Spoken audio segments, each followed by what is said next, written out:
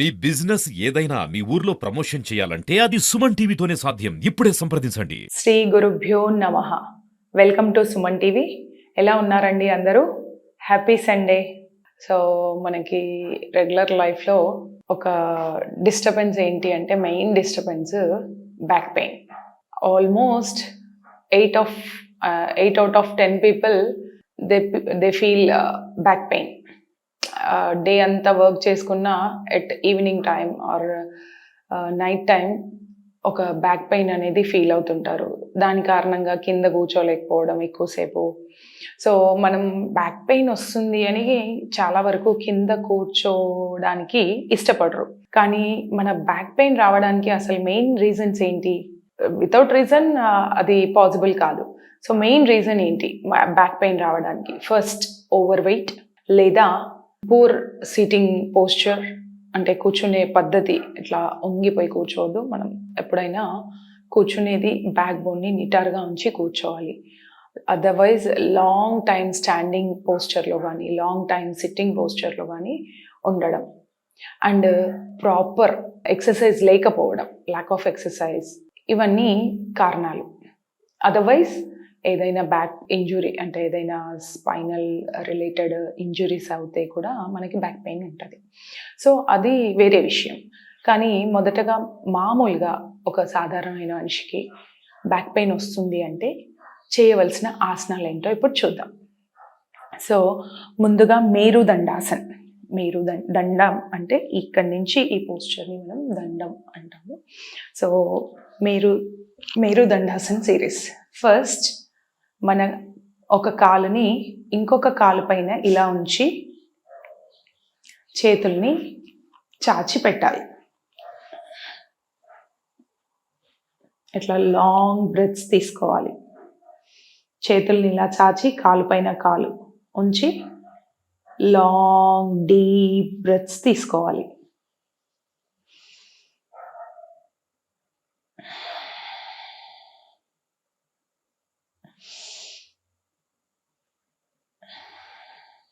ఇలా 5 to 6 breaths తీసుకోవాలి. And change the position.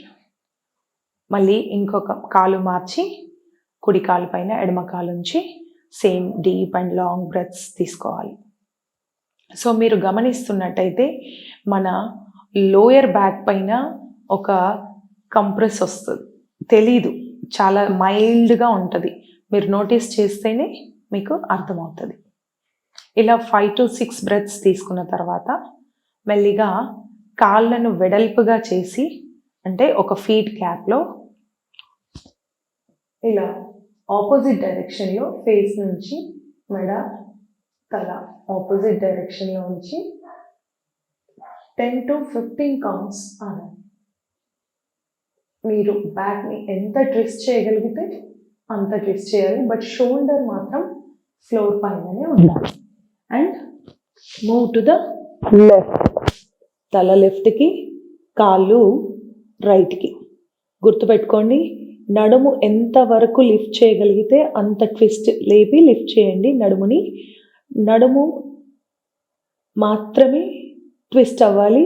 Shoulders మట్టుకు ఫ్లోర్ని తగిలి ఉండాలి. అండ్ నెక్స్ట్ ఒక మోకాలి పైన ఇంకొక పాదాన్ని నుంచి సేమ్ మళ్ళీ ఎడమ కాలుని కుడి మోకాలు పైన ఉంచితే ఆ మోకాలుని మనం రైట్కి తిప్పాలి, తల లెఫ్ట్కి తిప్పాలి. ఆపోజిట్ డైరెక్షన్లో మన తల, కాళ్ళు ఉండాలి. ఇక్కడ కూడా మన ఇంపాక్ట్ అంతా లోయర్ బ్యాక్ పైన ఉంటుంది. మీరు సాధ్యమైతే ఈ మోకాలు మనకి కింద తగలాలి. ఇలా తగలలేదు, మనకు ఇంతే వచ్చింది, ఇక్కడి నుంచి వస్తలేదు అనుకోండి, చేతిని పెట్టి ఇలా అదిమి పట్టుకోండి. మోకాలను అదిమి ఫ్లోర్ కానేలా పట్టుకోండి. షోల్డర్ మట్టుకు లేవద్దు, ఫ్లోర్కి తగిలే షోల్డర్ ఉండాలి. నెక్స్ట్ కుడి కాలుని మడిచి ఎడమ మోకాలు పైన పెట్టి మళ్ళీ సేమ్ ట్విస్ట్.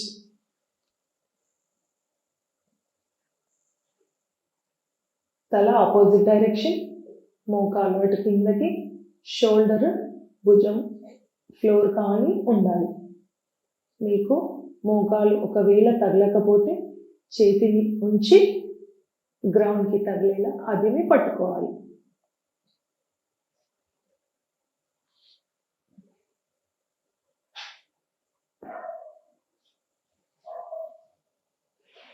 నెక్స్ట్ ప్రతిదీ కూడా 10 to 15 కౌంట్.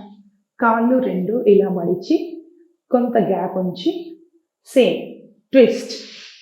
ఒక మోకాలు ఇంకొక పాదానికి తగలాలి. షోల్డర్స్ లేవద్దు. Twist. Head opposite direction. Long inhale and exhale. If possible exhale చేసి ఉంటే మంచిది. మనం ఇలా ఏది ట్విస్ట్ చేసినా ఎక్స్హేల్ చేసి ఉండగలిగినంతసేపు ఉండొచ్చు. లేదు ఎక్స్హేల్ చేసి ఉండలేకపోతే ఇన్హేల్ ఎక్స్హేల్ చేస్తూ చేయొచ్చు. సుప్త కపోతాసన్. ఎడమ కాళ్ళను మడిచి కుడి కాలి పాదాన్ని ఎడమ కాలిపైన మోకాలిపైన ఉంచి చేతుల్ని ఇలా పట్టుకోండి. ఇక్కడ ఇది సుప్త కపోతాసన్. మెల్లిగా చేతులు విడిచి కాలు మార్చి మళ్ళీ పట్టుకోవాలి.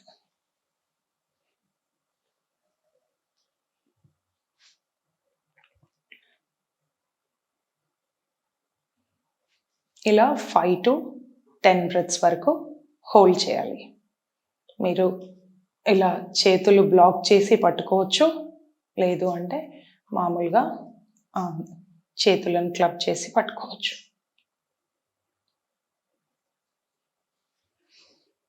నెక్స్ట్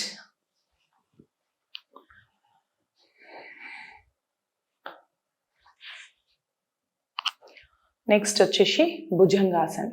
భుజంగాసన్లో నడుంకి చాలా ఇంపాక్ట్ ఉంటుంది. భుజంగాసన్ చేసేటప్పుడు మనం స్టెప్ బై స్టెప్ భుజంగాసన్లో పొజిషన్ని మార్చుకోవాలి. ఇలా బోర్లా పడుకొని చేతులు చెస్ట్ లెవెల్లో ఉంచి శ్వాస తీస్తూ శ్వాస పీల్చుకుంటూ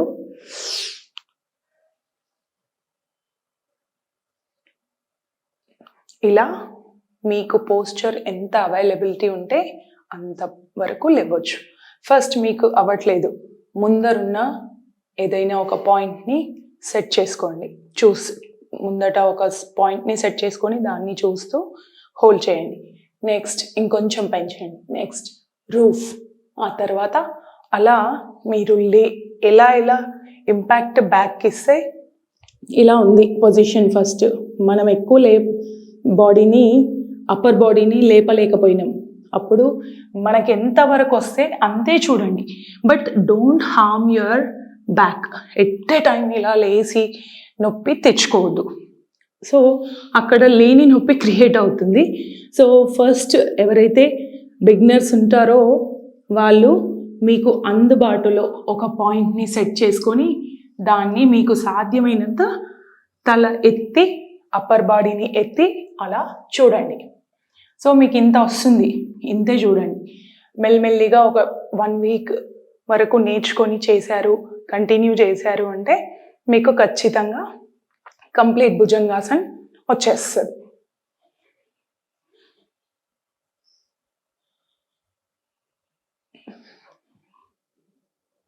రిలాక్స్. మనం ప్రతిసారి చెప్పుకుంటాం, ఒక ఆసనానికి ఇంకో ఆసనానికి మధ్యన ఒక 1.5 minute కానీ 1 minute కానీ, లేదా మీకు ఆయాసం వస్తే 2 minutes వరకు గ్యాప్ తీసుకోవచ్చు. బట్ ఇమీడియట్గా 1 after 1 చేయొద్దు. 30 seconds to 1 minute at least gap అనేది మనకి ఉండాలి. రైట్. ఇప్పుడు సేతుబంధాసన్. సేతుబంధాసన్ నడుము పైన మంచి ఇంపాక్ట్ని ఇస్తుంది. సేతుబంధాసన్ మొదటగా ఇలా చేయొచ్చు. అండ్ కొంచెం అలవాటు చేసుకున్న తర్వాత కాళ్ళని పట్టుకొని మ్యాక్సిమం పొట్ట ఎంత లేపగలిగితే అంత లేపండి. అదర్వైజ్ ఇంకొక వేరియేషన్, చేతులు ఇలా పెట్టి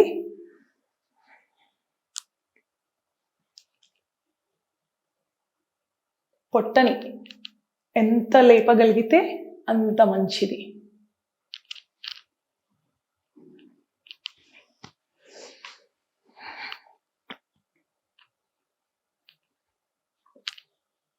కాళ్ళు స్ట్రైట్ ఉండాలి, పొట్ట ఇలా పైకి లేపాలి. ఇలా 15 to 20 కౌంట్స్. సేతుబంధాసనలో 3 వేరియేషన్స్ చూసాం మనం ఇప్పుడు. సో మీకు ఏది కంఫర్టబుల్ అయితే అలా చేయొచ్చు. ఫైనల్గా మనం వక్రాసన్ చేద్దాం. వక్రాసన్ కాళ్ళు ఇలా స్ట్రెచ్ చేసి ఒక కుడి కాలుని మడిచి ఎడమ వైపు ఉంచి కుడి చేతిని మన బ్యాక్ ఇలా పెట్టి ఇప్పుడు ఇంపాక్ట్ అంతా లోయర్ బ్యాక్ పైన ఉంటుంది. మీరు చేతిని, ఈ ఎడమ చేతిని కాలు ఇలా పెట్టి పట్టుకోవచ్చు. మీ షోల్డర్ లైన్ కరెక్ట్గా స్ట్రైట్ లైన్ రావాలి. షోల్డర్ ఇలా క్రాస్ ఉండొద్దు, షోల్డర్ చిన్న సేమ్ లైన్లో ఉంటుంది. ఇలా వక్రాసన్ చేసినప్పుడు కూడా మనం కౌంటర్ పోజ్ ఖచ్చితంగా చేసుకోవాలి.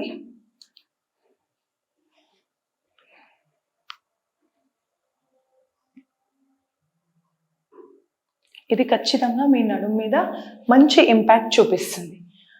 ఇలా చేయడం వల్ల మన ఈ లోయర్ బ్యాక్ పార్ట్ ఏదైతే ఉందో దాని మీద మంచి గ్రిప్ వస్తుంది అండ్ బ్యాక్ పెయిన్ నుంచి ఖచ్చితంగా మీకు రిలీఫ్ దొరుకుతుంది.